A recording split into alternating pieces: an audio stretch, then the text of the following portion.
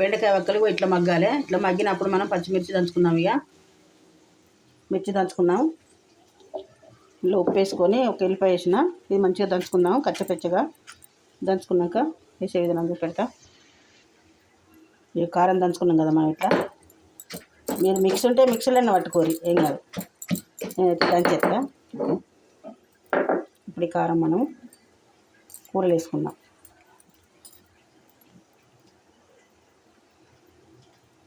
అద్దపా వేసుకోవాలి మిరపకాయలు, ఎందుకంటే కారం ఉంటేనే కూర కమ్మగా ఉంటుంది.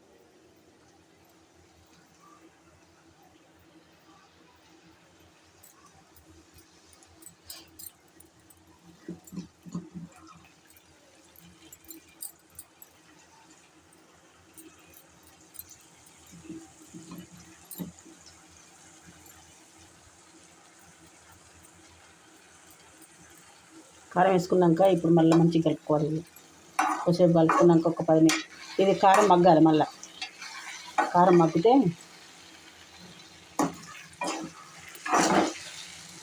నిజంగా కమ్మగా ఉంటుంది బెండకాయ కూర. ఇలా వేసుకోండి, మస్తు కమ్మగా ఉంటుంది పచ్చిమిరపకాయలతో. మీరు ఇన్ని కారమైనా వేసుకోవచ్చు పచ్చిమిరపకాయలు ఉన్న వాళ్ళు. ఇప్పుడు మనం దీని వెనక్కి మూత పెట్టుకుందాం. ఇప్పుడు మూత పెట్టుకుంటే ఏంటంటే మంచిగా మిరపకాయలు మంచిగా మగ్గుతుంది అన్నట్టుగా. ఇప్పుడు మూత పెట్టుకోవాలి. కారం వేసినాకనే మూత పెట్టుకోవాలి. అవర్ దాకా పెట్టుకోవద్దు, మూత పట్టిగా నింపుకోవాలి. కొత్తిమీర వేసుకుందాం ఇప్పుడు మనం. ఇక మూత పెట్టినాక అట్లా పచ్చిమిరపకాయలు మొత్తం అట్లా కావాలి, నూనె రావాలి పైకి, మొత్తం ఉడికింది కారం. ఇప్పుడు మనం కొత్తిమీర వేసుకుందాం. కొత్తిమీర వేసుకున్నాక కొంచెం ధనియాల పొడి వేసుకొని, కొత్తిమీర వేసుకున్నాం కదా, వేయించి దంచి పెట్టిన పోవాలి. ఇప్పుడు గరం మసాలా వేయద్దు,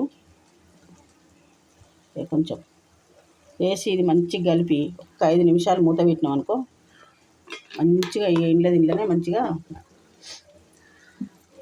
ఉంటుంది అన్నట్టుగా. మంచిగా స్మెల్ అనేది బయటకు పోకుండా ఉంటుంది. ఇక ఇట్లా ఫ్రై కావాలి. ఇట్లా ఫ్రై అయితేనే మనకు మంచిగా ఉంటుంది. కారం కూడా పచ్చిమిరపకాయల కారం కూడా అద్దపావు వేసుకోవాలి. అరకిలో వక్కలకు అద్దపావు వేసుకున్న మంచిది, ఇంకొంచెం ఎక్కువ వేసుకున్న మంచిది.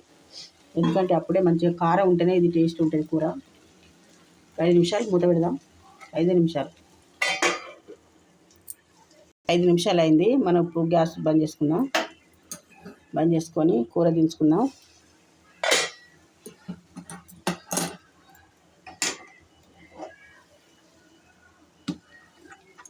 ఇట్లా కావాలి బెండకాయలు ఫ్రై, మంచిగా కావాలి. ఎందుకంటే మీకు చూడడానికి ఇట్లా ఉంది కావచ్చు, కానీ మంచిగా నిజంగానండి కమ్మగా ఉంటుంది కూర. కారం ఉండాలి, మంచిగా ఉప్పు తగ్గట్టు ఉండాలి. ఓకే, నేను చెప్పిన కొలతలతో వేసుకొని అన్నీ సరిపోతాయి. అరకిలో బెండకాయలు, అద్దపావు మిరపకాయలు, ఉప్పు, అల్లం, పసుపు మంచిగా ఫ్రై అయినాక మధ్య రకంగా ఎక్కువ ఫ్రై అయినాక మనం పచ్చిమిరపకాయల పేస్ట్ వేసుకోవాలి. నచ్చితే లైక్ చేయండి, నలుగురికి షేర్ చేయండి.